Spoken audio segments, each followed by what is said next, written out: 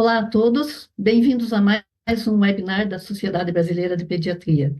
Eu sou Mara Pianowski, oncologista pediátrica, trabalho no Hospital Erastinho, em Curitiba, sou membro do Departamento Científico de Oncologia da SBP e hoje tenho a honra de apresentar dois palestrantes muito reconhecidos em suas respectivas áreas de expertise, que abordarão temas muito importantes, de fundamental relevância para agregar valor ao desempenho profissional do pediatra. O primeiro palestrante é o Dr. Nevissolino Pereira de Carvalho Filho. O Dr. Nevissolino é oncologista pediátrico, mestre na área de ciências da saúde, médico assistente no Hospital Santa Marcelina, em São Paulo, membro do Departamento Científico de Oncologia da SBP e também presidente da Sociedade Brasileira de Oncologia Pediátrica.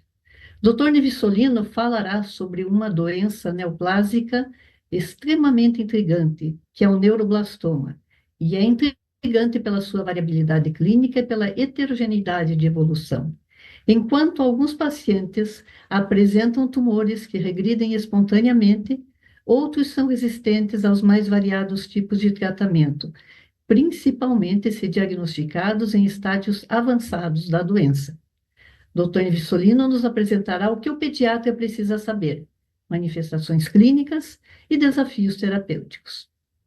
Doutora Ekaterine Simões Gudores é mestre em pediatria e doutora em ciências da saúde pela Universidade Federal do Rio de Janeiro.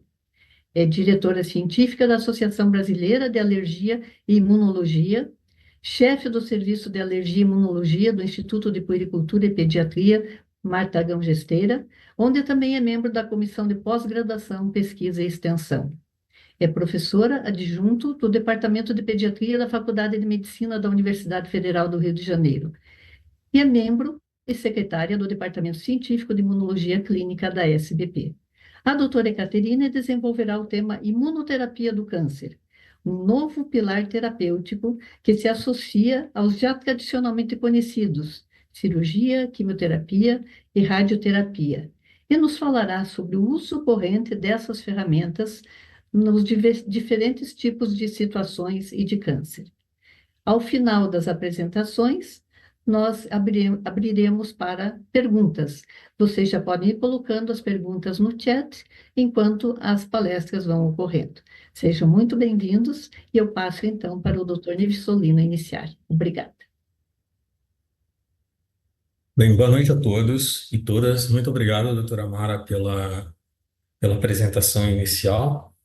E coube a mim falar sobre as manifestações clínicas, como a doutora Mara falou. É uma doença extremamente complexa, com várias formas de apresentação clínica e muito desafiadora na nossa prática do dia a dia. Eu vou compartilhar com vocês a minha apresentação. Deixa eu só localizar ela aqui. Pronto, está aqui. Vocês estão conseguindo ver?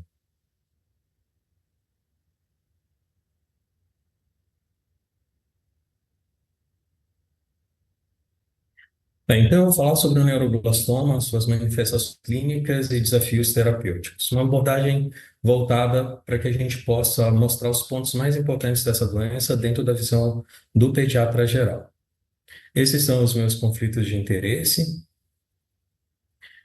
E o neuroblastoma, ele se origina de células muito primitivas que formam o sistema simpático, que é derivado, se nós nos recordarmos da embriologia, de células da crista neural e que estão distribuídos ao longo dos gânglios simpáticos, ao longo de toda a coluna vertebral, desde a base do crânio até a região pélvica. Vale ressaltar que existe também tecido derivado da crista neural, tanto nas suprarrenais, na região medular das suprarrenais. Existe um órgão chamado órgão de Zuckerman, que é um órgão que, na realidade, ele tem uma importância principal durante a vida fetal. Então, é ele quem regula todo o sistema cardiovascular inicialmente, através da produção de catecolaminas para manter a pressão arterial e o fluxo sanguíneo antes da maturação das suprarrenais. Ele é um órgão que está localizado na região retroperitoneal, entre a artéria mesentérica inferior e a bifurcação da aorta, e pode ser um órgão que também pode desenvolver neuroblastoma, especialmente durante a vida fetal. Depois do nascimento, esse órgão ele acaba perdendo função e a sua tendência é evoluir, embora em alguns pacientes, em algumas crianças, ele possa persistir. Dito isso, a gente tem que entender que o neuroblastoma é considerado o tumor sólido extracraniano mais comum da infância. Ele só perde em termos de incidência e prevalência para as leucemias agudas, que, como todos nós sabemos, é o principal diagnóstico de neoplasia maligna na criança, dos tumores de sistema nervoso central.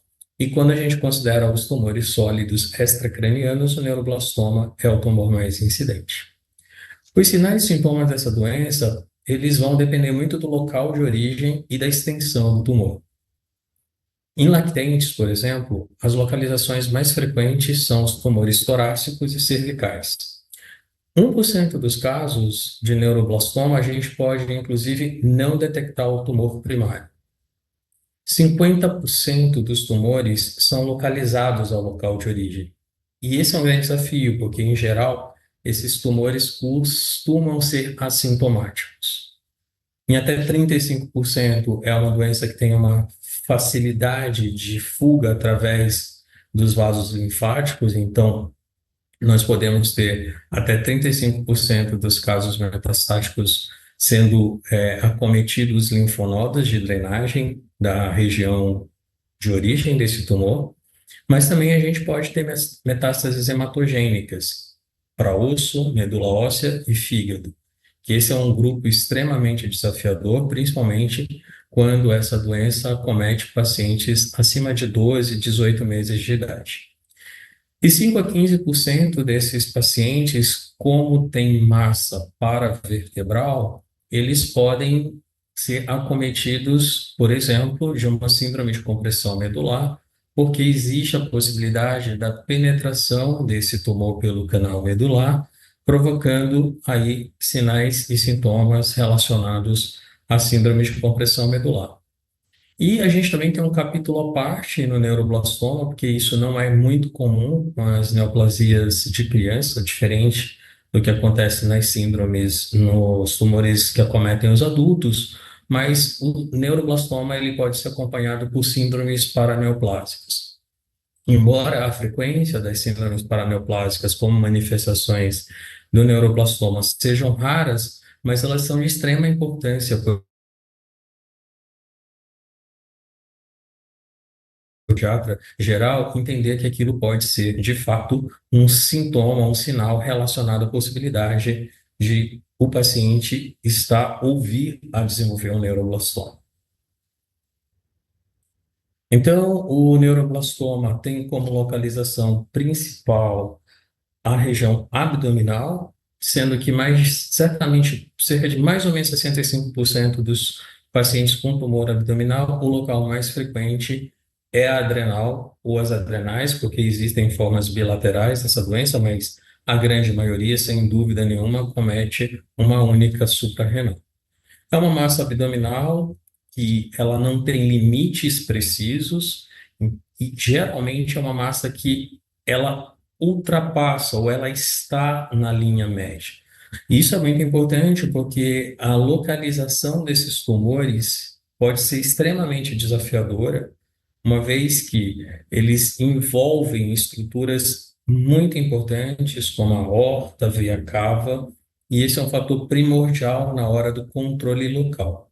Controle local é quando a gente vai fazer a cirurgia para a retirada desse tumor, que é um ponto importantíssimo quando a gente está considerando as estratégias de tratamento para neuroblastoma. O aumento progressivo do abdômen, por conta do crescimento da massa, pode estar acompanhado de sintomas sistêmicos, como perda de apetite, emagrecimento. Não é incomum também a gente poder receber pacientes com histórias de constipação, então, pacientes que tinham hábito intestinal normal e que começam a apresentar sinais de constipação, e muitas das vezes, óbvio, o pediatra geral vai relacionar isso às causas mais frequentes. Mas é muito importante a gente entender que a persistência de sintomas em oncologia pediátrica é muito importante. Então, tomar as medidas iniciais que não resolvem a constipação, a gente tem que entender que esse paciente merece uma investigação mais específica. E dor abdominal, que também é muito mais presente quando os tumores já alcançam, né, volume muito grande e dependendo de onde eles estão localizados e quais estruturas, evidentemente, eles vão estar comprimindo. Os tumores torácicos, né, os sintomas são bastante comuns aos de outras doenças respiratórias da criança, e isso é um grande problema, porque o paciente pode ter uma tosse, pode ter uma dispneia, com ou sem importante dificuldade respiratória, e muitas das vezes esses pacientes fazem uma radiografia de tórax, que comumente a gente, quando recebe esses pacientes vêm com uma história de que eles trataram por 2 ou 3 episódios aí consecutivos de esquemas terapêuticos como uma pneumonia, e na realidade esses pacientes tinham um neuroblastoma, né? Então, nesses casos aqui vocês observam uma imagem por transparente, a radiografia, que ao fazer a tomografia, a gente percebe que é uma extensa massa aqui acompanhando a região do mediastino posterior, com calcificações, que é outra marca registrada de neuroblastoma. É muito comum nas massas de neuroblastoma a gente perceber calcificações dentro do tumor. Aqui também uma outra imagem que pode passar um pouco despercebida no dia a dia, mas um outro tumor aqui na região torácica. Uma outra coisa que pode acontecer é que esses tumores torácicos, eles podem comprimir o gânglio estrelar, que é um gânglio simpático que fica na região de transição entre a região cervical e torácica, e a compressão dessa estrutura pode produzir o que a gente chama de síndrome de Horner, né? A principal causa não é neuroblastoma, mas objetivamente o neuroblastoma tem que ser lembrado sempre que a gente vê um paciente com essa apresentação clínica de pitose, miose e anidrose. Os traumas e até as manipulações cirúrgicas são a principal causa, mas a gente não pode deixar de pensar que pacientes que apresentem esses sinais não possam estar relacionados, por exemplo, a neuroblastoma, se eles não têm história, por exemplo, nem de trauma, nem de cirurgias. Em relação a sinais e sintomas que possam estar relacionados às metástases ósseas, a gente tem que entender que esses pacientes, uma vez que essa doença pode ter fuga por via hematogênica, nos locais mais frequentes de acometimento metastático é o esqueleto, e essas metástases podem ser múltiplas e acometer praticamente qualquer osso do esqueleto e às vezes muitos locais concomitantes. Então, geralmente, quando isso acontece, o paciente é um paciente irritado, é um paciente que tem choro inexplicável, as dores são fortes, precisando de analgésicos potentes. O paciente pode ter claudicação, relutância para deambular. Em casos muito extremos, pacientes podem ter fraturas patológicas, mas a essa altura da evolução clínica da doença, o paciente já está extremamente doente, né? E quando a gente considera os ossos longos, a principal região acometida pelas metástases é a região metafisária, mas os ossos do crânio e da órbita também são ossos muito frequentes de manifestações de metástases ósseas. O comprometimento medular, então, as células do neuroblastoma, elas podem infiltrar a medula óssea e, óbvio, vai perturbar de alguma forma, e a intensidade vai variar muito dependendo do grau de infiltração pelas células neoplásicas, mas vai produzir sintomas que vão estar relacionados à perturbação da hematopoiese. Então, a gente pode ter palidez, fadiga, anemia, propensão a hematomas, sangramentos devido à plaquetopenia e infecções recorrentes devido à leucopenia.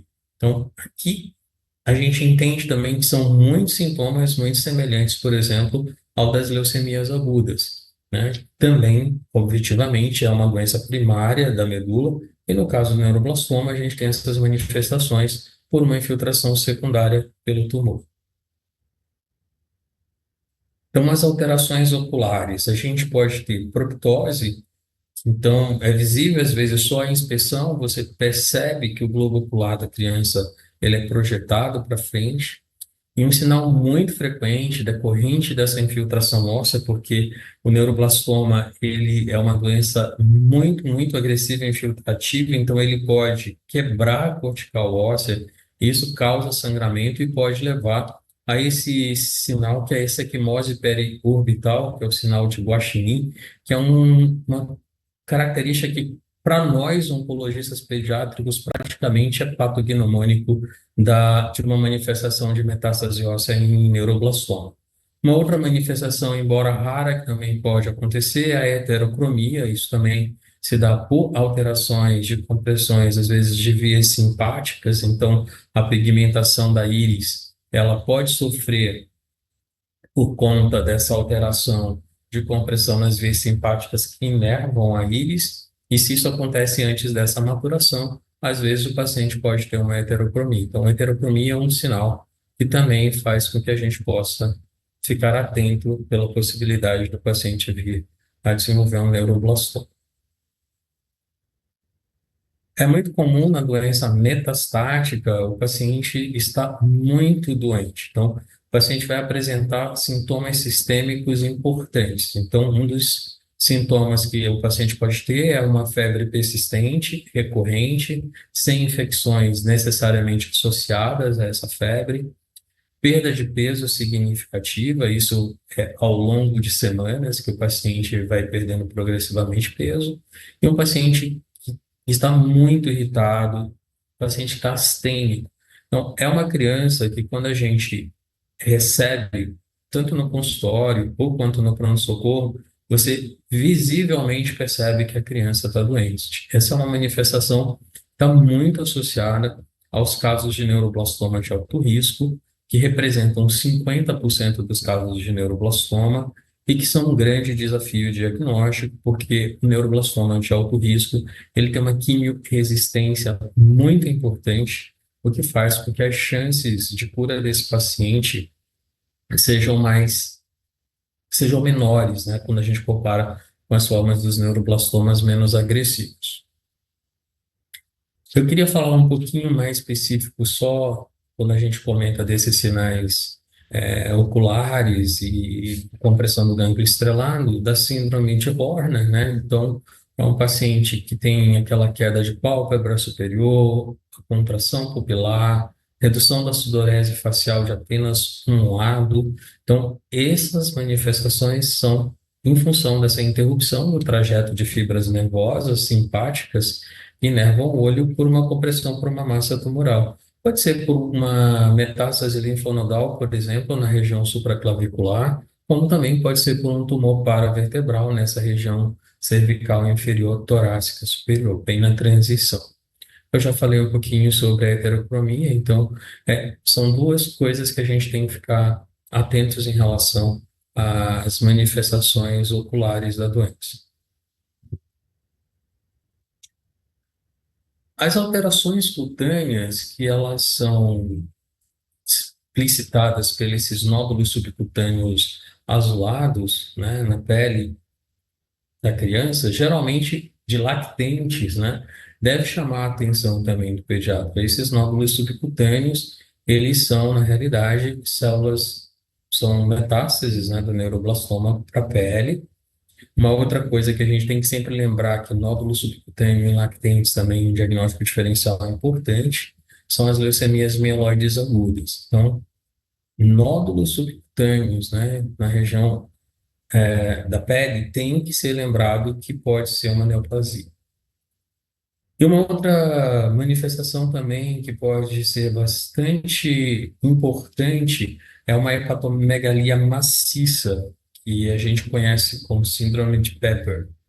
É uma infiltração neoplásica pelo neuroblastoma de uma monta que pode causar insuficiência respiratória aguda nessas crianças. Então, são manifestações que, apesar de serem extremamente, digamos, relevantes, né, a gente olhar uma criança como essa, mas geralmente, como eles acometem crianças com menos de 12 meses de idade, a gente está frente a uma forma especial da apresentação do neuroblastoma, que apesar de metastático, porque aqui a gente está tendo metástase hematogênica para a pele, para o fígado. Inclusive, a gente também pode ter nesses pacientes uma infiltração medular, mas uma infiltração medular não maciça, que nós definimos como menos de 10%. E esse paciente tem uma doença metastática, que parece que é aquela doença agressiva, mas nessa faixa etária tem um comportamento muito diferente. Em muitos casos, existe a possibilidade, inclusive, de regressão espontânea dessas manifestações e do tumor, sem que a gente precise fazer quimioterapia. É lógico que em situações como síndrome de Pepper, que você tem essa infiltração maciça, produzindo insuficiência respiratória, a necessidade de tratamento quimioterápico, mas com doses e com muito poucos quimioterápicos, a gente consegue reverter rapidamente o quadro e a criança tem uma evolução extremamente satisfatória. Então, esse é o neuroblastoma 4S, quer dizer, neuroblastoma 4 significa que é uma doença metastática para esse sítio, com essas especificidades, e S, que vem do inglês, special, ou seja, um neuroblastoma especial. Apesar de ser uma doença metastática, tem um comportamento biológico, uma história de evolução natural da doença absolutamente oposta ao dos pacientes com mais de 1 ano ou 18 meses. Quando a gente fala das síndromes paraneoplásicas, eu queria só trazer um pouco essa definição, porque esse de fato não é um achado comum nas neoplasias malignas da infância. É um conjunto de manifestações clínicas que ocorrem em pacientes com câncer e que são resultantes de atividades biológicas do tumor, mas que não estão diretamente relacionadas ao crescimento local, nem à invasão e nem à metástase da neoplasia. Então, são manifestações que são mediadas por substâncias secretadas pelo tumor, como hormônios, citocinas ou peptídeos bioativos, ou pela ativação de respostas imunológicas contra o tumor, que acabam afetando tecidos ou órgãos à distância. Eu vou discorrer sobre as quatro mais frequentes. Então, a primeira delas é a síndrome da opsoclonia, neoclonia ataxia, ou também conhecida como síndrome de Kingsborn, né, foi quem definiu pela primeira vez essa condição em pacientes, inclusive, que tinham neuroblastoma em 1962, um neurologista britânico. E a manifestação também da doença que chama a atenção é a dança dos olhos, né? Por conta da opsomioclonia. Então, são movimentos oculares rápidos, involuntários, multidirecionais. E a dança dos pés, que na realidade são esses movimentos espasmódicos, musculares, involuntários e rápidos, bastante frequente nos pés, mas que pode acometer outros segmentos do corpo do paciente também. Isso acaba resultando também numa dificuldade de coordenação motora desses pacientes, né, o que define a ataxia, e esses pacientes também podem ter irritabilidade e alterações comportamentais. Então, a síndrome ROMA, ela pode estar relacionada a neuroblastoma, mas ela não é necessariamente, todos os casos estão relacionados, porque em torno de 58% dos casos é uma síndrome de origem idiopática. A síndrome da diarreia secretora, então a gente tem que ficar bastante atento, né? Porque às vezes uma diarreia crônica que não está se resolvendo, ou que não tem as etiologias mais comuns, ou que já foram investigadas pelo pediatra geral, a gente tem que ficar atento, porque existem, apesar dessa manifestação ser rara, mas o neuroblastoma ele pode produzir o peptídeo intestinal vasoativo, e isso vai fazer essa produção, uma diarreia crônica mantida do tipo secretora. Pode levar, inclusive, à desidratação e a distúrbios hidroeletrolíticos, como a hipocalcemia, hipocloridria, acidose metabólica, secundária à perda de bicarbonato, e que se resolve após a ressecção do tumor ou tratamento. geralmente também está relacionado com neuroblastomas de melhor prognóstico. Hipertensão arterial, né, por um motivo bem específico, o neuroblastoma, ele é um tumor que produz catecolaminas, ou então por compressão de estruturas vasculares, e a manifestação clínica disso, objetivamente, é a hipertensão arterial. Essa hipertensão arterial, ela pode não ser contínua, mas ela pode acontecer por picos durante o dia, dependendo dos momentos de maior liberação de catecolaminas pelo tumor. E junto a isso, você também vai poder ter outros sintomas, como cefaleia, sudorese, palidez, taquicardia.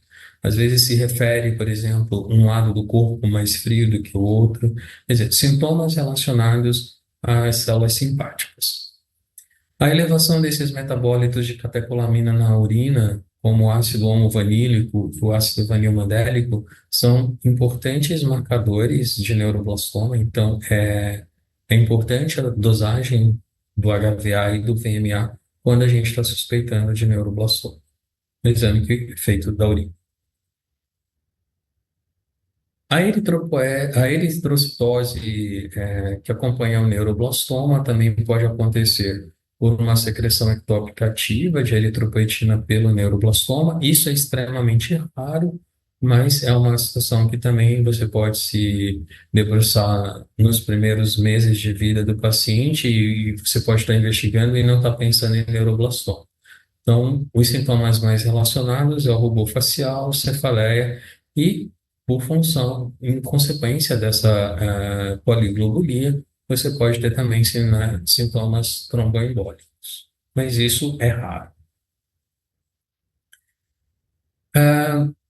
Quando a gente fala de neuroblastoma em geral, vem sempre à mente do oncologista pediátrico aquela doença que é a doença mais agressiva, porque é o que é o maior, o que é o de maior desafio para a gente. Então, quando a gente está frente a um neuroblastoma de alto risco, essa é uma curva de sobrevida muito atualizada, em que a gente está vendo aí que essa linha azul mais inferior, em torno aí de 55%, em torno de 5, 6 anos mais ou menos de segmento desses pacientes.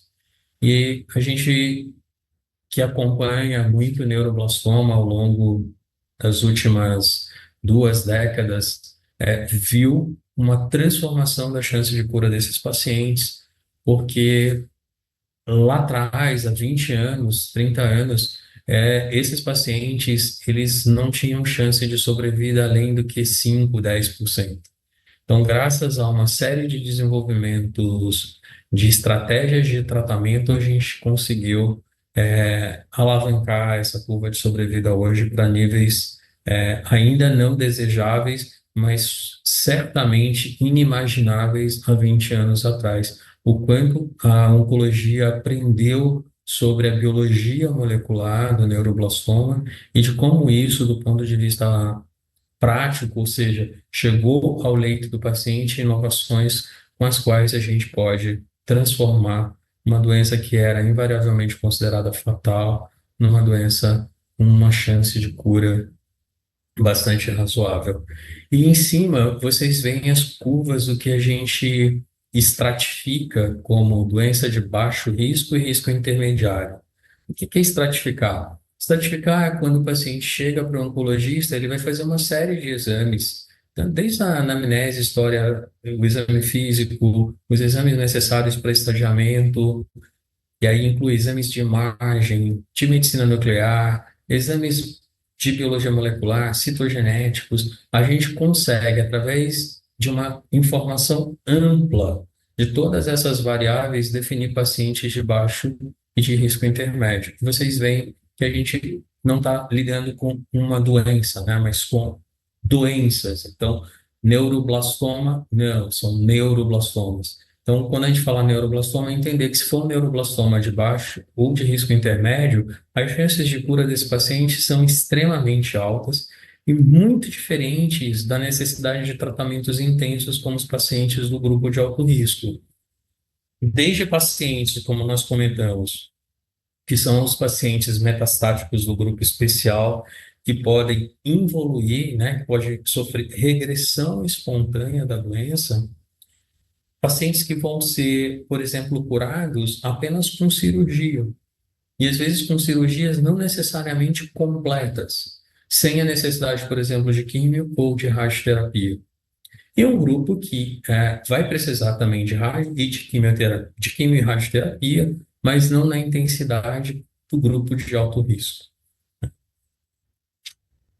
Para o grupo de alto risco, que é esse grupo tão desafiador de tratamento, a gente tem fases bem estabelecidas dentro da oncologia, fases que a gente chama de indução, consolidação e a etapa de pós-consolidação, e foi assim que a gente foi aprendendo ao longo dessas últimas décadas a como tirar aqueles pacientes daquele prognóstico tão sombrio para dar uma luz e uma esperança de cura para esses pacientes. Então, a gente tinha lá atrás a quimioterapia, né, é o padrão clássico, a gente começa a tratar os pacientes de alto risco com quimioterapia, nessa fase de indução, com o objetivo da gente fazer controle da doença metastática, redução do tumor primário, para que a gente possa submeter esse paciente a uma ressecção cirúrgica e, finalmente, um dos grandes saltos, né, que a gente deu no tratamento do neuroblastoma foi a incorporação das altas doses de quimioterapia com resgate com células-tronco. Em outras palavras, fica de mais fácil entendimento, transplante de medula óssea, né? Porque o transplante de medula óssea, na realidade, às vezes se entende que é a medula que vai curar o paciente. Não é isso que acontece. A gente dá uma dose muito alta de quimioterapia para poder eliminar todas as células neoplásicas do paciente, e isso vai induzir, objetivamente, a uma plasia, e uma plasia definitiva. Então, se eu não devolvo a medula óssea para o paciente para que ela possa voltar a funcionar, isso seria incompatível com a vida. Então, a gente está lidando com uma doença, como eu falei para vocês, que tem vários mecanismos de resistência à quimioterapia e que muitas vezes as doses convencionais de quimioterapia não são suficientes para produzir a cura. Eles, muitas vezes, podem ocasionar excelentes respostas, mas se eu não oferto o transplante, que é uma dose de quimioterapia muito mais alta e que isso do ponto de vista farmacológico, quanto mais eu aumento a dose de quimioterapia e eu tenho mínima doença, eu consigo, de fato, eliminar essa doença e produzir cura para esse paciente. Então, isso foi incorporado ao arsenal de tratamento do neuroblastoma no início do século XXI, pelos americanos, mostrando um aumento significativo da chance de cura dos pacientes, e a partir daí ele se tornou um padrão de tratamento para o neuroblastoma. E após o transplante, a radioterapia. E aí, não vou entrar em detalhes, mas a radioterapia também é um ponto importante para a gente conseguir a melhor chance de cura desses pacientes. E até então, quando a gente tinha indução e consolidação, a gente tinha ali uma chance de sobrevida em torno de 40%. E aquela curva que está próxima dos 60 hoje se deve a quê? Se deve a que na última década, mais uma vez, americanos e europeus também demonstraram que aquelas células que não conseguiam ser eliminadas com altas doses de quimioterapia e que sobreviviam, elas podiam ser alvos de uma outra modalidade de tratamento, que é a imunoterapia. Então, a gente sabe que os tumores, eles têm uma série de antígenos que podem ser reconhecidos pelo sistema imunológico, mas eles também têm habilidades de se tornarem, digamos, invisíveis ao sistema imunológico. E é nesse conceito que a imunoterapia vem para fazer essa interface de mostrar de novo para o sistema imunológico que existe uma célula que não é normal e que precisa ser eliminada. Então, a imunoterapia também trouxe um relevante papel na chance de cura desses pacientes com neuroblastoma de alto risco. Especificamente olhando para essa molécula, uma molécula que está presente praticamente em todos os neuroblastomas de alto risco na superfície da célula, que é o GD2. Então, só dando uma ideia do que é a imunoterapia, que vai ser abordada na sequência, mas a gente, quando pensa em imunoterapia em câncer, a gente entende que existem dois grupos maiores de abordagem. Então, a imunoterapia ativa, que é o que a gente vem observando também, desenvolvimento de tumores, de vacinas para controle das neoplasias, e a imunoterapia passiva, que daí a gente tem exemplos que são anticorpos monoclonais, as terapias de células adotivas, que na realidade são células do sistema imunológico do paciente que são manipuladas fora do paciente para que elas possam ser depois devolvidas, elas passam por um processo para que essas células possam reconhecer as células tumorais, mas isso vai ser bem melhor explicado na próxima aula. Aqui só para vocês terem uma ideia de como é essa interface, de como a gente vem aprendendo oncologia. Então, a gente tem todo um mecanismo de patogênese.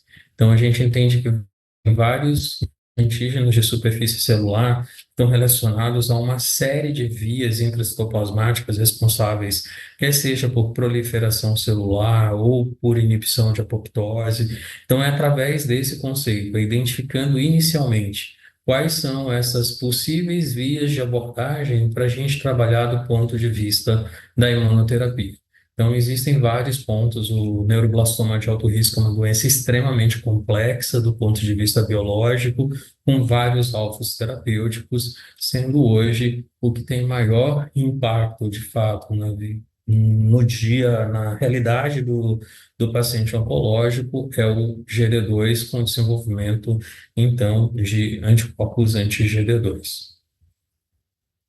Lembrar sempre que em oncologia a gente sempre quer tratar, quer curar o paciente, mas a gente não pode esquecer dos efeitos tardios, tanto a quimioterapia, a cirurgia e a radioterapia, a médio ou longo prazo, podem causar uma série de efeitos a longo prazo no paciente, em- considerando-se principalmente que a criança é um indivíduo que está numa fase de desenvolvimento amplo, então a gente sempre quer minimizar ao máximo possível os efeitos a longo prazo, que podem ser toxicidade nos mais diversos sistemas, cardíaco, hepático, gonadal, neurológico, pulmonar, renal. Então, quanto mais a gente avançar na possibilidade de ter terapias que voltem-se exclusivamente para os alvos terapêuticos, possivelmente a gente também vai diminuir esses efeitos tardios. Como também a gente vai ter que aprender a lidar com possíveis efeitos tardios, mas que supostamente serão menos impactantes para essa criança quando a gente considera as terapias-alvos como a imunoterapia. Acho que como mensagem final, eu deixo dicas práticas para os pediatras, né, para o especialista, o pediatra, que massa palpável é sempre suspeita. Então, massas abdominais ou cervicais em crianças devem ser investigadas cuidadosamente. Um olhar atento para os sinais incomuns, né, que são aqueles sinais e sintomas como proptose, os olhos arroxeados, uma criança com dorócia, sempre vai merecer uma avaliação imediata. Conexão entre sistemas. Então, os sinais aparentemente isolados, como uma diarreia aquosa ou uma hipertensão, também podem estar relacionados a uma doença oncológica, como o neuroblastoma no caso. Então, a mensagem-chave é a combinação de sinais locais e sintomas sistêmicos devem sempre levar à suspeita de câncer infantil.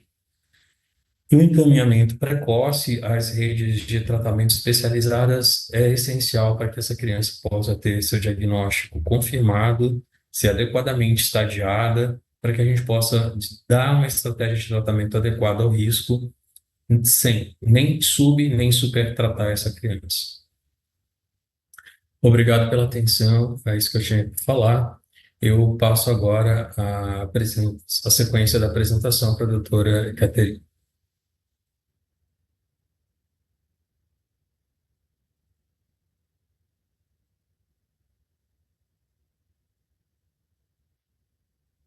Bom, olá, boa noite para todos. Eu agradeço a oportunidade de estar aqui interagindo com o Departamento de Oncologia, representado pela professora Mari, professor Nevissolino. Como já foi apresentado, eu sou do Departamento de Imunologia da SBP. Eu não tenho nenhum conflito de interesse em relação a essa apresentação E o meu objetivo aqui é fazer uma introdução, um tema que normalmente não é muito discutido entre os pediatras gerais. Então, é óbvio que eu não vou esgotar o tema, até porque eu acho que isso ficaria muito cansativo e sem muito sentido, né? Então, a professora Mara já falou na introdução dela, e o professor Novissolino falou sobre a questão do tratamento, especificamente do neuroblastoma, e a gente sabe que a gente tem recursos, então, de remoção cirúrgica, de radioterapia e de quimioterapia, que já são bastante conhecidos, sedimentados em relação aos vários tipos de câncer, tanto na criança quanto no adulto. O que a gente sabe em relação a esses tratamentos, infelizmente, é que a eficácia nem sempre ela é a desejada, nem sempre é a esperada, e muitas vezes implicam efeitos adversos bastante importantes. Então, nos últimos anos, especificamente, vem se lançando mão da imunoterapia. E o que é essa imunoterapia para o câncer? Então, é um tratamento que ele faz uso do sistema imune, que ele procura aumentar a capacidade do sistema imune de reconhecer e erradicar células malignas. Lembrando que uma das funções do nosso sistema imunológico é justamente essa de vigilância interna, de reconhecer e erradicar essas células que aparecem aleatoriamente no nosso organismo. Nem sempre, a maior parte das vezes, o sistema imune consegue debelar esse surgimento dessas células malignas, mas isso nem sempre é eficiente. E o que a imunoterapia procura fazer, então, é utilizar esse nosso sistema imune para aumentar a eficácia e reduzir os efeitos adversos. Isso nem sempre é alcançado com a imunoterapia, como a gente vai ver, mas o objetivo é esse, né? Aumentar a eficácia e reduzir os efeitos adversos dessas estratégias terapêuticas para as diferentes malignidades. Na verdade, esse conceito da imunoterapia, ele não é tão novo quanto a gente pode imaginar.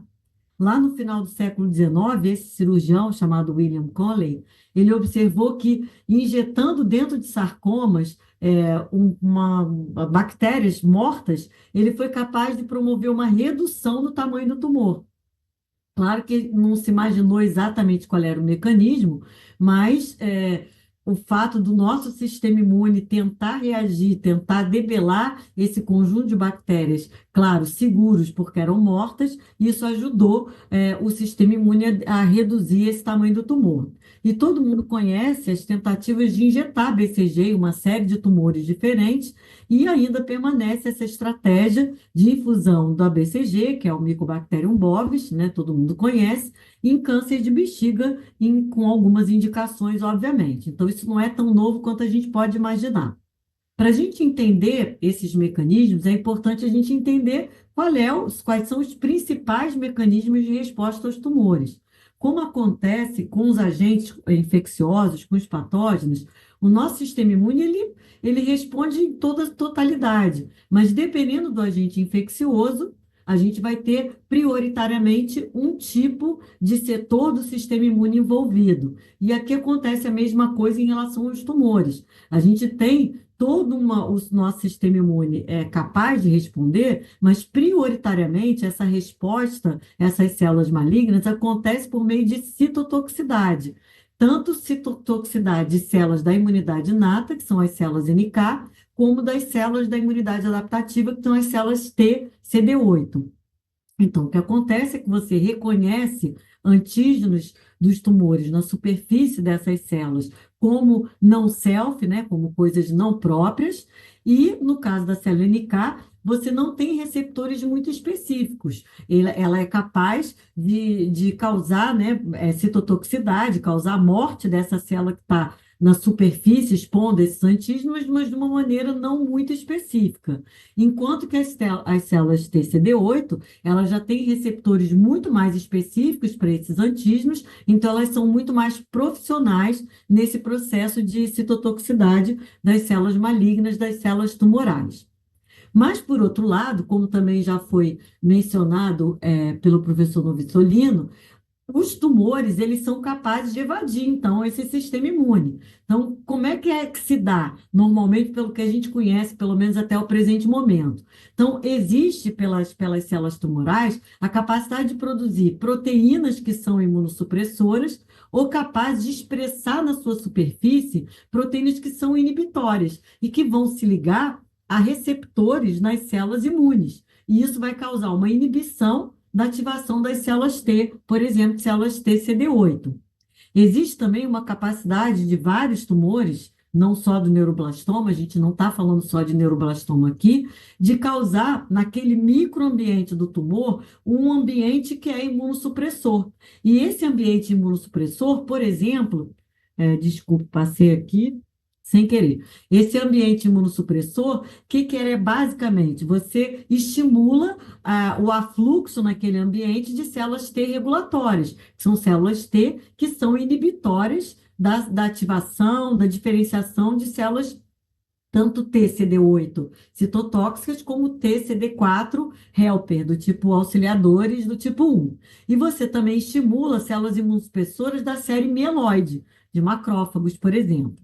Existe também outras possibilidades também que já foram mencionadas, de você deixar de expor, você esconder esses antígenos tumorais, ou de você esconder as moléculas de MHC de classe 1, que são moléculas que existem em todas as nossas células, que são capazes de estimular as células TCD8 ou até as células NK. Então, você expõe na superfície da célula essas moléculas de MHC, né, de classe 1, junto com antígenos tumorais, e isso é capaz de estimular. Quando você esconde ou os antígenos tumorais ou as moléculas de MHC de classe 1, então as células T, as células NK, não são capazes de reconhecer essas células malignas. Então, tudo isso são mecanismos que os tumores têm de evadir do sistema imune.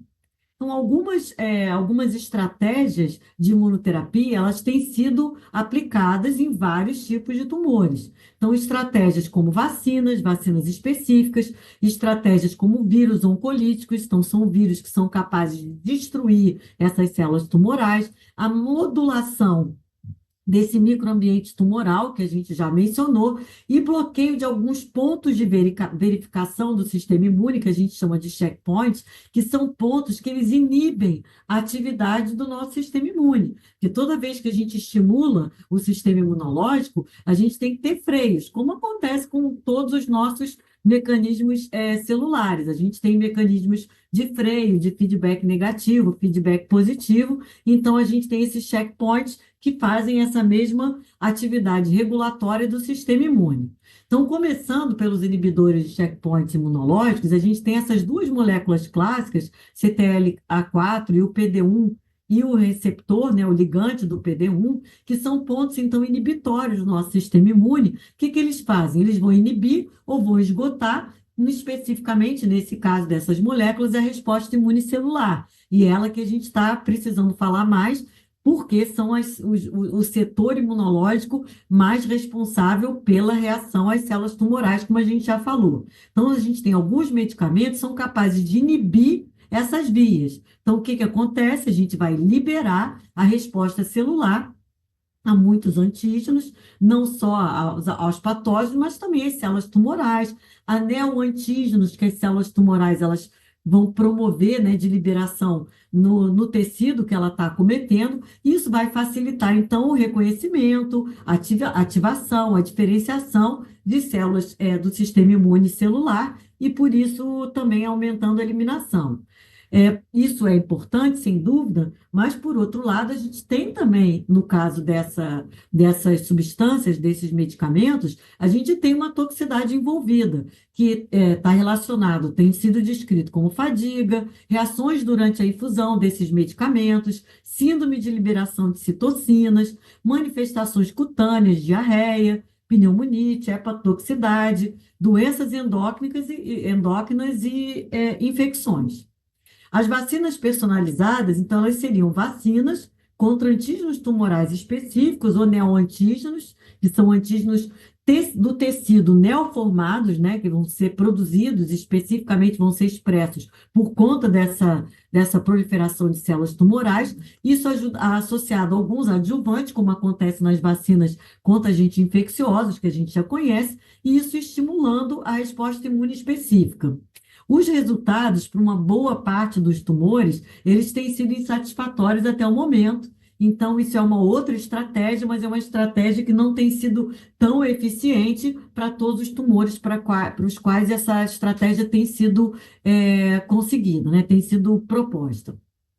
Os vírus oncolíticos, então seriam vírus modificados de uma maneira a infectar preferencialmente as células tumorais. E a gente sabe que os vírus, eles precisam da maquinária celular para se proliferar. Então, eles vão necessariamente penetrar. Aí, nesse caso, eles sendo modificados, eles vão penetrar preferencialmente células tumorais, e no momento que eles usam a maquinária da célula para se proliferar, então eles causam dano nesse tecido, então vão promover a lesão, a citólise dessas células malignas, né?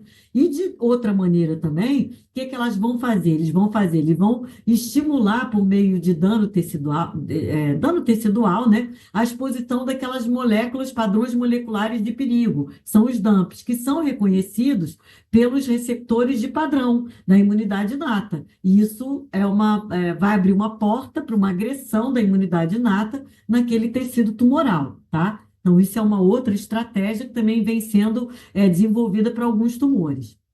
A modulação, então, por fim, do microambiente tumoral seria tentar combater essa imunossupressão, esse ambiente que a célula tumoral cria ali naquela região do tumor, principalmente baseado nas células T regulatórias e células expressoras mieloides, como a gente já mencionou, e essa estratégia, então, é para facilitar a invasão de células que sejam mais ativas e inibindo essa imunossupressão. Uma das estratégias que tem sido realizada com bastante sucesso, também já foi mencionado na apresentação anterior, que seria a manipulação de células imunes ex vivo. O que significa ex vivo? Então, você colhe aquela célula do paciente, você modifica geneticamente para ela expressar um determinado receptor de antígeno quimérico, e você pode fazer isso com células T, então é o CAR-T-cell, a terapia de célula T, em que você bota lá um receptor de antígeno quimérico, ou você pode fazer isso também, um CAR-NK-cell, né? Que é uma terapia, então, com células NK. E você reinfunde isso no paciente. Então, você vai ter uma ação especificamente para o tumor. Você pode fazer também uma expansão ex vivo de linfócitos que infiltrem esse tumor, e você pega linfócitos daquele local que eles estão em esgotamento. Então, são células T que, por conta desse ambiente imunossupressor, elas são específicas para aquele tumor, só que elas estão em esgotamento. O que você faz? Você faz uma quimioterapia mieloablativa e você reinfunde essas células T. Esse tratamento tem também alguns efeitos adversos, principalmente síndrome de liberação de citocinas, neurotoxicidade, citopenia, quadros infecciosos e hipogamaglobulinemia, que é um efeito adverso que foi descrito um pouco mais recentemente. Outras estratégias de você modificar esse ambiente tumoral imunossupressor é utilizar algumas citocinas. Então, a gente sabe que citocina, o TGF-beta, é uma citocina altamente inibitória, anti-inflamatória. O que você faz? Você pode utilizar citocinas inibidores, moléculas que sejam inibitórias desse TGF-beta. Então, essa citocina, então, que vai ter uma ação imunossupressora, você vai inibir essa citocina que tem uma ação inibidora. Outra citocina que pode ser utilizada é a IL-2, e a gente sabe que a IL-2, em doses elevadas, ela promove essa atividade citotóxica de CD8 e de célula NK, e também ajuda na diferenciação de células T helpers, TCD4 positivas, se diferenciar em TH1 e TH2, isso pode ser útil também na defesa contra essas células tumorais. Ou ainda o interferon alfa 2B, que também é uma citocina que promove essa resposta T helper do tipo TH1, que também ajuda, às vezes, na fagocitose das células tumorais.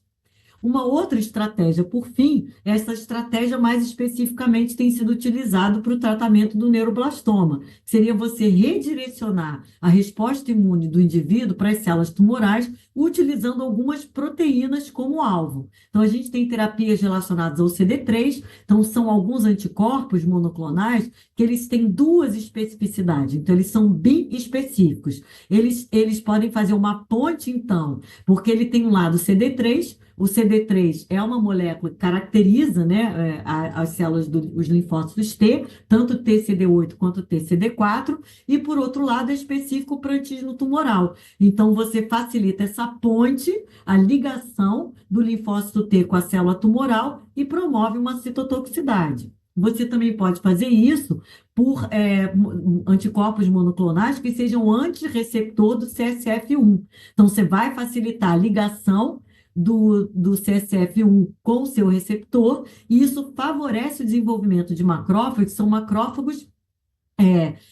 Você reduz o desenvolvimento de macrófago M2, que são macrófagos mais anti-inflamatórios e que estão relacionados com a angiogênese, ou seja, eles aumentam a vascularização ali daqueles tumores, aumentando a nutrição das células tumorais e favorecem, então eles são anti-inflamatórios à imunossupressão.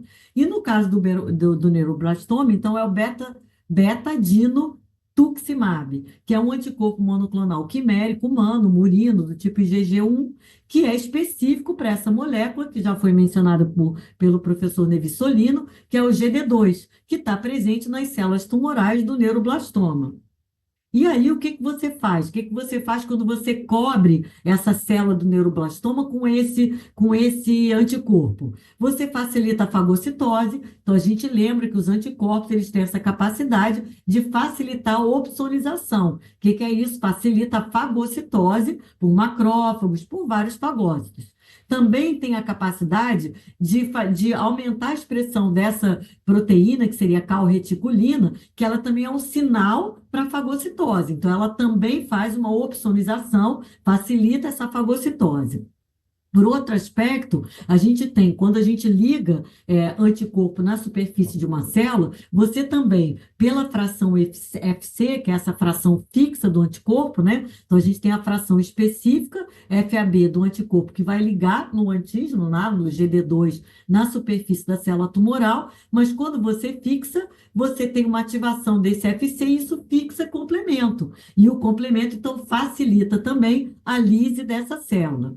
E um outro aspecto é aquela citotoxicidade dependente de anticorpos que acontece com as células NK. Então, quando você tem uma célula que está coberta de anticorpo, você também é capaz de aumentar a citotoxicidade por células NK por meio de perfurina, etc., que são poros, que a forma da citotoxicidade são poros que se abrem por meio de perfurinas, principalmente, mas existem granzimas e outras moléculas que perfuram a membrana celular dessa célula tumoral, e aí, com isso, você vai produzir uma lise dessa célula. Como a gente estava conversando, essa imunoterapia, ela pode ser utilizada em estratégias combinadas. Então, não quer dizer que você vai usar apenas a imunoterapia. Então, existem muitas estratégias associadas à imunoterapia com a quimioterapia ou com a radioterapia, melhorando, então, o resultado final do tratamento em caso de tumores de alto risco, como é o caso do neuroblastoma. E, especificamente, a radioterapia, o que ela pode fazer? Induzir, de uma maneira física, digamos assim, a morte celular. Isso pode aumentar a expressão de células tumorais e facilitar, então, o reconhecimento pelo sistema imune. É um exemplo de como esse uso combinado pode ser feito. Concluindo, então, terminando essa minha apresentação, são muitas estratégias de imunoterapia, só que elas dependem, como a gente pode ver, de um grande conhecimento de características genéticas e moleculares dos diferentes tumores. Então, a gente precisa saber que tipo de molécula está sendo expressa para a gente poder criar essas estratégias todas. Nem sempre elas são isentas de efeitos adversos, existe um alto custo envolvido. As terapias combinadas parecem ser uma estratégia melhor e existem, no caso, como a gente tem que a gente tem que pensar nos efeitos adversos no alto custo, os critérios de indicação eles têm que ser sempre muito precisos. Obrigada pelo convite, pela atenção e sigo à disposição aí de alguma pergunta. Muito obrigada, doutora Ecaterine, obrigada, doutor Nivissolino. Ambas as apresentações muito boas, doutor Nivissolino sempre muito didático, né, apresentando de uma forma muito organizada, pontuando aquilo que o pediatra precisa saber. Doutora Ecaterine fazendo um apanhado daquilo que para nós não é o nosso dia a dia, e que se torna, por vezes, muito árido, mas também trazendo de uma forma mais fácil de entender os mecanismos imunológicos. Eu vou começar, enquanto eu espero perguntas, vou começar conversando com a doutora Caterine. Eu acho fantástico, desde aquela época em que o doutor William Coley, 1891, né, observando pacientes que desenvolveram erisipela e que tinham tumor, e aí o tumor regrediu, ele partiu para estudar o sistema imunológico em relação ao câncer, sendo considerado, então, o pai, né, da imunoterapia. Eu acho isso muito interessante, porque mesmo hoje que a gente tem tantas ferramentas de inteligência artificial, nada vai ser possível se a gente não alimentar os sistemas. E os sistemas para a inteligência artificial vão ser alimentados a partir da nossa observação. Então, essa é uma mensagem que eu acho que eu gostaria de passar para os pediatras, para lembrarem que, por mais que tenha recurso de imagem, recurso de exames de biologia molecular, recursos de análise genética e outras, nada vai ser útil se a gente não conseguir olhar para o paciente, examiná-lo, observar todos os sinais. Eu queria fazer agora uma pergunta para a doutora Caterine, que eu acho que eu até já sei a resposta, mas que a gente lá atrás, alguns anos atrás, comentava que com o advento dos esquemas de imunização cada vez mais intensos, teria sido isso uma causa para aumento de números de leucemias. A senhora poderia comentar um pouquinho sobre isso? Bom, na verdade, essa coisa da resposta à vacina, ela, sem dúvida, você gera um estímulo no sistema imune. Isso a gente sabe e é muito interessante. A gente sabe, tem uma discussão hoje em dia importante em relação até à proteção heteróloga de vacinas, como, por exemplo, a BCG, né? De que você, quando você aplica uma vacina, você, na verdade, deixa aquele sistema imune de prontidão, inclusive o sistema imune inato, que ele é menos digamos assim, específico, né, para os agentes infecciosos, etc., do que a imunidade adaptativa. E isso é uma vantagem. Então, o que tem se descrito é que na hora que você estimula demais, tem se descrito não, né? O que algumas pessoas usam de fake news é que na hora que você estimula muito o sistema imune, você teria uma chance de aumentar algumas doenças malignas. E, na verdade, a gente não tem nenhuma comprovação sobre isso. É claro que para algumas pessoas que tenham predisposição, e a gente sabe que existe síndrome de Guillain-Barré associada a algumas vacinas, a gente sabe disso.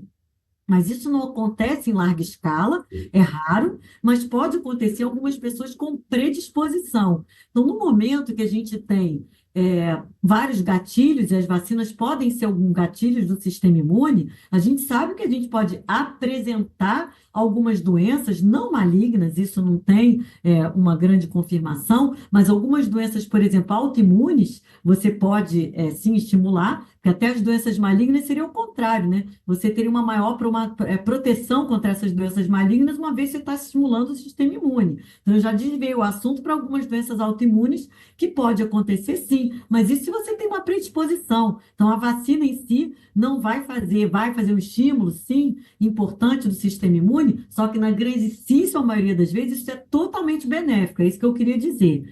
E antes de finalizar, eu queria só dizer que eu concordo totalmente com você, Mara, em relação à inteligência artificial.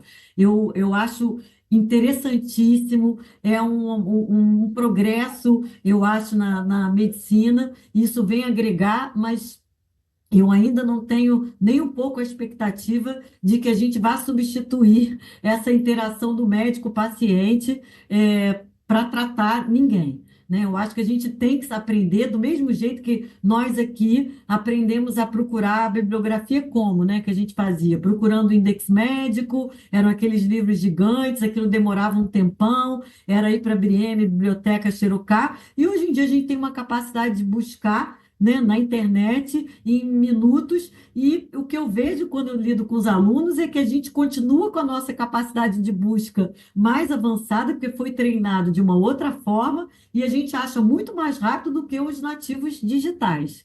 Então, a ferramenta ela é excelente. A inteligência artificial é uma ferramenta excelente. mas se você não souber usar ou você não souber destrinchar, ela não vai dar nada de graça para gente. Muito obrigada.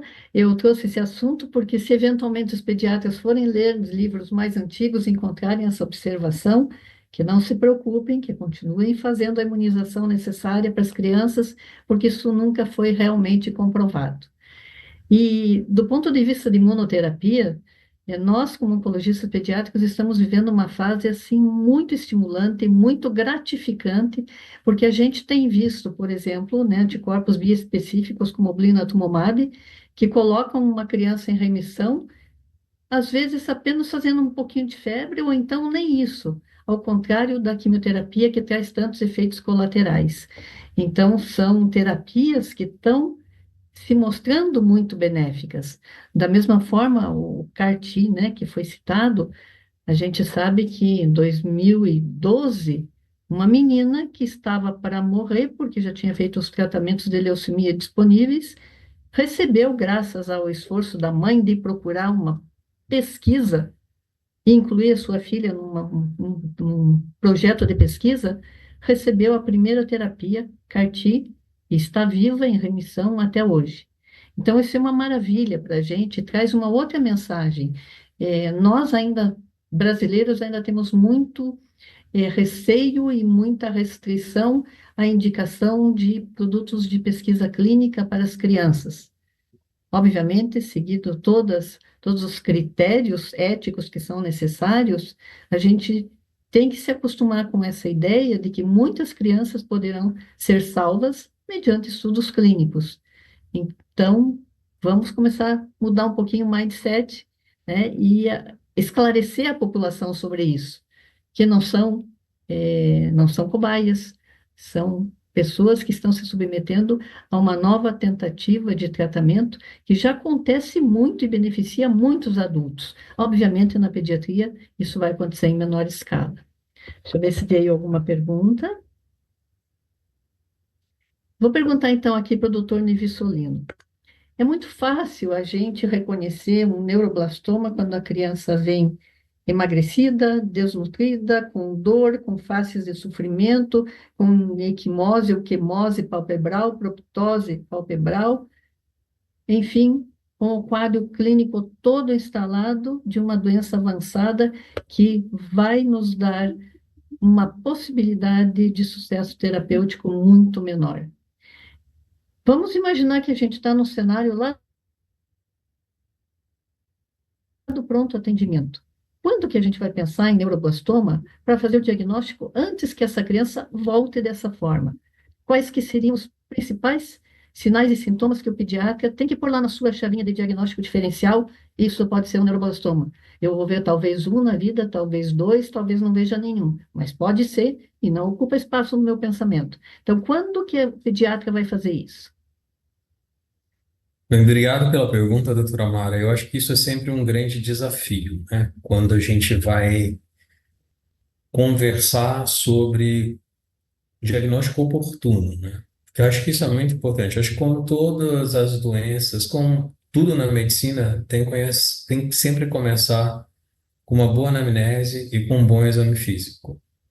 A gente tem que saber escutar a mãe, escutar os pais, porque geralmente eles convivem com as crianças, então eles sabem exatamente que alguma coisa está acontecendo errado. O grande desafio, quando a gente não está falando da doença neuroblastoma de alto risco, que é uma doença que por si só ela grita o diagnóstico quando o paciente chega realmente no consultório, o grande desafio é a gente fazer o diagnóstico dos neuroblastomas que são de baixo e de risco intermediário, que não se apresentam com manifestações clínicas tão evidentes, né, naquelas primeiras consultas. Isso é fato, porque uma boa parte dos tumores de baixo risco, que são tumores pequenos, que são localizados ao local de origem, eles, inclusive, a grande maioria são assintomáticos, né? Neuroblastoma é uma doença muito diversa, né? Então, por exemplo, podem ser assintomáticos e a gente talvez nunca vá fazer o diagnóstico dessa criança, porque, inclusive, esses tumores menores, que acometem crianças também na faixa etária do lactente, eles têm inclusive uma tendência a desaparecer, né? A ter uma regressão espontânea. E às vezes sem dar nenhum tipo de manifestação. Pode ser um achado de exame, por exemplo, né? Inclusive Então, intraútero, né? às vezes o paciente vai ao pronto atendimento por uma outra queixa, acaba fazendo um exame de imagem e a gente acaba se deparando com, por exemplo, uma massa no mediastino posterior, principalmente nos lactentes, né, que a gente viu que a localização mais frequente nos lactentes são essas massas no mediastino posterior, ou massas cervicais, ou às vezes você acaba fazendo também um ultrassom de abdômen por uma outra queixa e acaba vendo também um tumor pequeno na adrenal. Então, isso é uma coisa que às vezes não tem tanta implicância do ponto de vista de, digamos, preocupação para tratamento, porque às vezes esses tumores, o neuroblastoma tem uma característica muito específica. Quando a doença é de alto risco, a gente fala que ela já surge como alto risco. Ela não é uma progressão daquele neuroblastoma que era um, que era dois, não.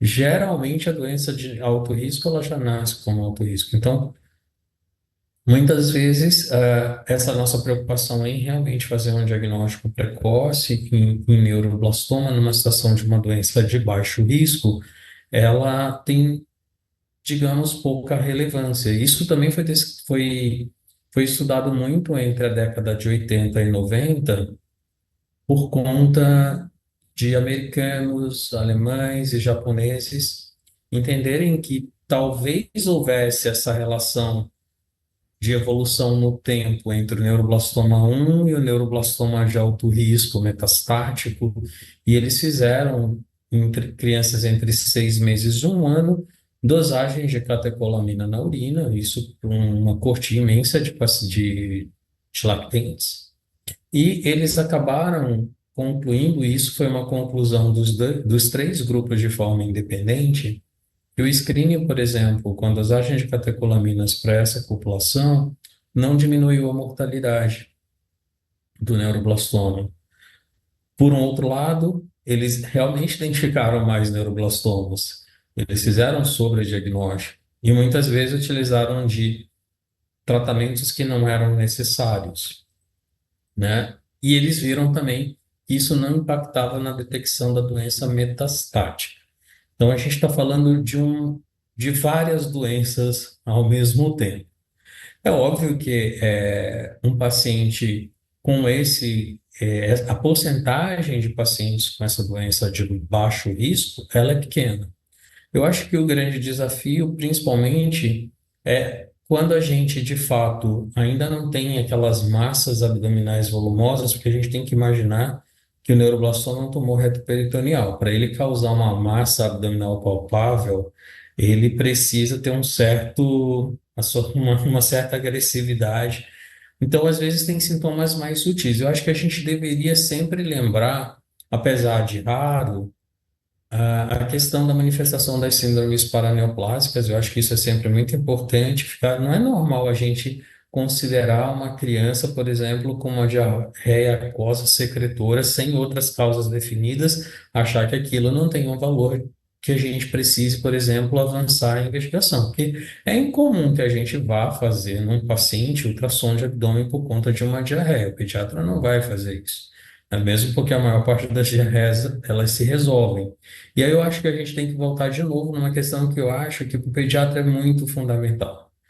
É a persistência quando não associada ao aumento da intensidade daquele sintoma.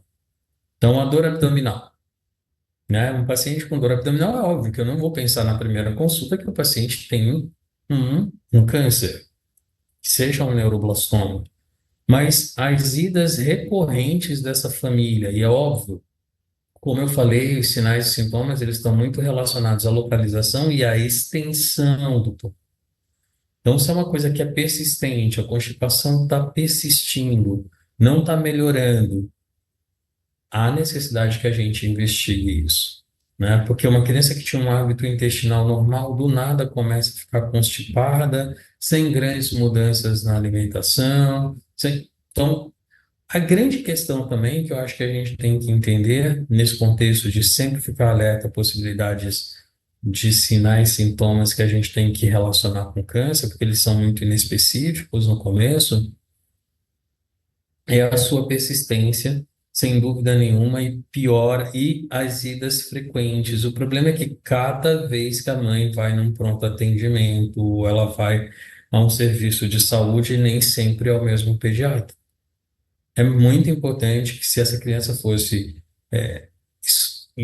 levada ao mesmo pediatra, certamente eu acho que esse link com a possibilidade de alguma coisa está acontecendo errada é muito frequente, porque às vezes parece que cada dia que ela vai ao pronto-socorro, o pediatra daquele dia entende que é a primeira vez que ela está indo ali. Muitas vezes não valoriza, acha que a mãe está querendo procurar alguma doença para o filho, isso é bem comum. A gente sabe que a gente encontra um perfil de mães, mas não são todas que fazem Munchausen por procuração, né? Então, é muito comum quando essas crianças chegam num centro oncológico, e isso faz aquela percepção do quanto o oncologista tem um nível de percepção muito elevado e o colega que está na ponta, que é o pediatra, que é importante para fazer esse diagnóstico oportuno, pensa menos em câncer, porque realmente é uma doença rara. Como a senhora falou, talvez ele não vai ver isso ao longo da vida, mas a gente tem que lembrar que o neuroblastoma é o tumor sólido mais frequente, então, se ele vê algum tumor sólido, com certeza um deles, não tenho dúvida, será neuroblastoma. E ficar atento a sinais também, por exemplo, dor nas costas. Dor nas costas é um sintoma que não é normal. Não é dizer que porque está usando uma bolsa pesada para a escola, que geralmente é isso que a gente escuta. Mas dor neoplásica é uma dor persistente, progressiva, não melhora o analgésico comum, acorda a criança. Então, falta também um pouco a gente escutar mais, falta a gente fazer uma anamnese melhor e examinar a criança. Não é incomum a gente receber crianças com extensas massas abdominais que a mãe fala: não examinaram meu filho e eu falei que estava alguma coisa errada. Então, acho que a gente tem que partir muito da questão básica: escutar a mãe, filtrar aquela informação através de uma boa anamnese e examinar a criança.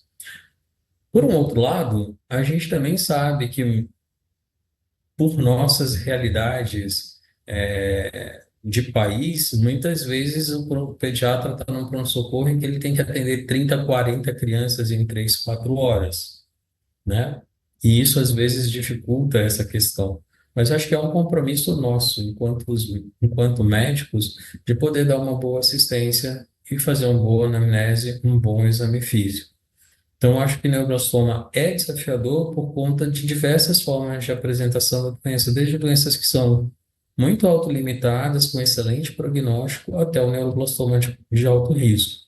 Mas qualquer que seja o sintoma, dor abdominal, dor nas costas, óbvio, chamaria, muitas das vezes a gente pode fazer uma coisa simples e que não é feito de rotina na maior parte dos serviços de saúde, que é, por exemplo, verificação de pressão arterial, né? Então, uma criança com uma hipertensão e com uma dor nas costas, opa, a gente já tem duas coisas aí que parece que não estão muito normal. Que dor nas costas vai dar hipertensão, mas tem uma coisa que é comum a elas, uma massa derivada do sistema simpático que produz catecolamina.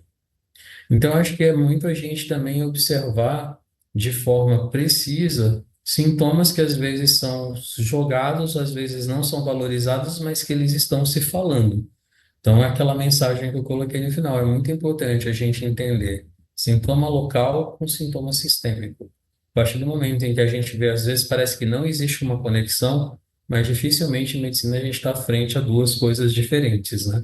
Geralmente a doença tem ali, une aqueles sintomas. Então, acho que é importante que o pediatra fique atento. É óbvio que numa primeira consulta, a primeira vez que a mãe está trazendo, realmente é muito inespecífico, mas a persistência, e isso vai ser uma coisa que vai acontecer ao longo de uma, 2 semanas, a mãe que já apareceu 3, está indo pela 4ª vez no pronto-socorro, alguma coisa está errada. Eu tenho um caso que eu sempre gosto de falar, E tem muitos, e certamente muitos oncologistas têm igual, de que a mãe estava levando a criança por uma constipação, a criança tinha um hábito intestinal totalmente normal, e começou aquilo a ser recorrente, e ela, bem, isso não é normal, e aí foi levando, e bem.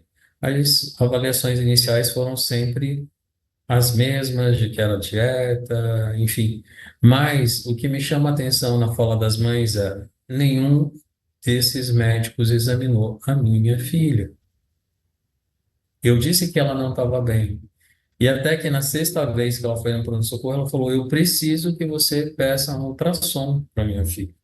A mãe falou: eu quero um ultrassom, dentro da angústia dela. E a médica falou: eu não vou fazer, porque não há necessidade. E aí a mãe falou: olha, eu preciso, eu vou pagar o ultrassom. Se a senhora não consegue fazer, que era uma paciente que estava sendo atendida no SUS, e a médica se recusou. E aí veio um outro colega e falou: tá bom, eu vou fazer o pedido só porque a senhora está pedindo, mas a sua filha não tem nada.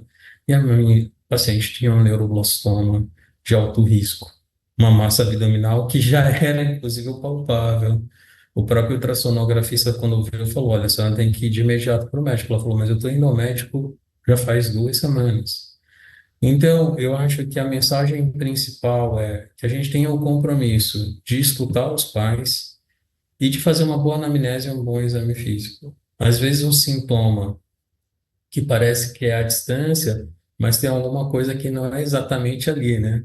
Então, por exemplo, neuroblastoma pode comprometer, a gente viu que até 35% pode ter metástases linfonodais, e às vezes metástases à distância. Então, às vezes eu palpo um gânglio numa região, por exemplo, supraclavicular esquerda, que classicamente a gente sabe que é um gânglio de drenagem abdominal. A minha primeira preocupação ao palpar um gânglio na região cervical inferior supraclavicular é ir direto para a barriga desse paciente e examinar a barriga do paciente, porque ele já pode ter uma massa abdominal. E se ele não tiver, eu tenho que fazer um ultrassom pelo menos nesse paciente, porque isso já pode denotar uma massa abdominal que eu estou deixando escapar.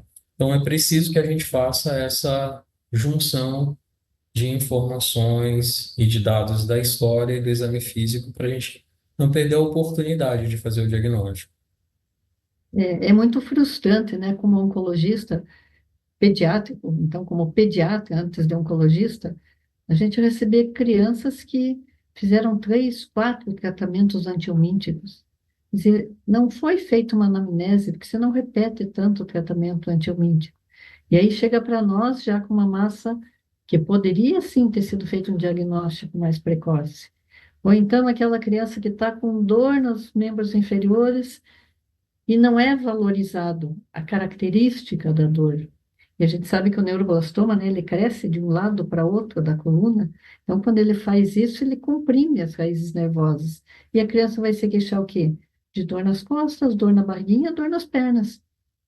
E acaba sendo deixado isso passar e chega para a gente já com perda de função motora dos membros inferiores. Então, tem que ter um grau de assertividade para pensar o que está acontecendo quando aquela dor, aquela queixa não passa no tempo que a gente previa que ia passar. É a persistência, né, doutor Nevi, que nos leva a pensar no diagnóstico de neuroblastoma ou de um outro tumor. Eu queria lhe fazer uma outra pergunta. Neuroblastoma tem um componente de hereditariedade? O que a pediatra precisa saber sobre isso? Bem, do ponto de vista de hereditariedade, o neuroblastoma, sim, ele pode ter um caráter hereditário, mas isso é raro. Apenas 1 a 2% dos casos de neuroblastoma, eles são considerados hereditários, e geralmente quando isso acontece, mais uma vez, a história clínica é muito importante. Então, o relato de outros casos de neuroblastoma na família, então isso tem que ser sempre objetivamente perguntado para o paciente. Uma outra questão é que esses pacientes que estão ligados à hereditariedade, eles desenvolvem neuroblastoma de forma mais precoce. Então, são pacientes, em geral, mais jovens. É difícil a gente falar isso em pediatria, mas talvez sejam os pacientes que desenvolvem neuroblastoma mais nos primeiros 1, 2 anos de idade. E hoje a gente sabe que tem dois genes que estão muito envolvidos com essa hereditariedade em neuroblastoma. Um que é mais frequente, que é um gene chamado ALK, e que inclusive tem um impacto importante na terapêutica desses pacientes. E tem um outro gene que é o FOX2B. Então, esses dois genes estão envolvidos nessa questão de hereditariedade, são genes de herança autossômica dominante, mas com uma penetrância baixa. Então, isso também confere essa raridade da gente não ter tantos casos, mesmo que o paciente possa ter alteração, ele às vezes não vai desenvolver o tumor, mas é óbvio que a importância nessas situações que a gente gostaria muito é, de fato, apesar de ser raro, todos os pacientes com neuroblastomas pudessem ter acesso a um teste genético para o rastreamento dessas alterações. E se uma vez encontradas, você vai poder monitorar esse paciente, como, por exemplo, fazendo ultrassons abdominais nesse paciente e fazendo a pesquisa dessas alterações de forma, por exemplo, utilizando o que a gente sabe mais recentemente, que é a biópsia líquida, né? Que é a pesquisa de DNA de tumor circulante no sangue, no plasma, e aí a gente pode ver se está havendo aumento desse DNA circulante, isso pode estar levando a gente a tentar fazer um rastreamento, né, de tumor, mas isso na prática clínica hoje ainda não é uma realidade. Mas sim, pode ser hereditário, mas em poucos casos e com essas características. E uma outra característica importante que a gente tem que ficar atento é quando o paciente tem mais de um foco do tumor, ou, por exemplo, acometimento bilateral das adrenais. Então, esses casos são casos que tem que levar a gente a suspeitar de que a gente está frente a um caso de um neuroblastoma hereditário, ou, em outras palavras, que tem as mutações, né, ALK ou FOX2B, porque o paciente também pode ser um caso de novo, né? Nessa situação, às vezes não tem história familiar, mas não são características clínicas que devem chamar atenção para a gente poder imaginar a possibilidade de ser um neuroblastoma hereditário. Mas é raro. Obrigada. Doutor Nevi, tem uma pergunta aqui do José Ribeiro. Existe uma dificuldade no diagnóstico diferencial entre o tumor de Wilms e o neuroblastoma? Qual o melhor método de diagnóstico inicialmente entre eles? Olha, essa é uma excelente pergunta. Essa é uma das questões que a gente mais aborda quando a gente está falando sobre o capítulo de diagnóstico diferencial de massas abdominais. E eu posso te falar, José, que do ponto de vista clínico a gente já consegue fazer uma boa diferença, tá? Em geral, se a gente lembrar de novo da anatomia do neuroblastoma, geralmente esses tumores, eles são paravertebrais, né, na região abdominal retroperitôneo paravertebral, ou eles são é, da adrenal. Então, geralmente, os pacientes que têm massa que ultrapassa a linha média, quer dizer, se você está frente a uma massa abdominal que você palpa, que ela ultrapassou a linha média, geralmente você está frente a um neuroblastoma. Você também, pela palpação, vai perceber que uma massa que é por causa de um neuroblastoma, ela não tem limites precisos. Você vai acompanhando, você vai palpando, você vê que é uma massa que tem limites imprecisos. Já o Wilms, ou nefroblastoma, ou Wilms, como queiram, ele é um tumor localizado, bem localizado no flanco, ele não ultrapassa a linha média, é uma massa que você consegue delimitar de forma bem definida, com contornos bem precisos, e geralmente, quando a gente está frente a um tumor de Wilms ou nefroblastoma, você tem uma criança que praticamente é uma criança assintomática, que às vezes você está avaliando, às vezes por uma outra queixa, ou a mãe percebeu alguma coisa que tinha ali na barriga, a criança não tem dor, em geral, é uma criança que chega com estado geral excelente para a tua avaliação. Já esses tumores neuroblastoma mais avançados, com grandes massas abdominais, esses tumores que ultrapassam a linha média, comprimem muitas estruturas, geralmente é um paciente mais doente, né? O estado geral dele é mais comprometido. Mas basicamente é isso, uma massa abdominal mais restrita ao flanco, sem ultrapassar a linha média, é um tumor de Wilms. O neuroblastoma, geralmente uma massa que está ou que ultrapassa a linha média. O exame, vamos dizer, de maior sensibilidade que a gente já pode fazer para ganhar isso é um ultrassom de abdômen. De modo mais prático no pronto-socorro ou no pronto atendimento. Perfeito. Obrigada, doutor Nivissolino, obrigada a todos os presentes, obrigada, doutora Caterine. Nós vamos terminando aqui o nosso webinar e agradecemos a todos pela presença, pela participação e também à SBP por nos dar essa oportunidade de estar com vocês. Uma boa noite a todos e até a próxima. Boa Boa noite, noite. obrigado. Obrigada.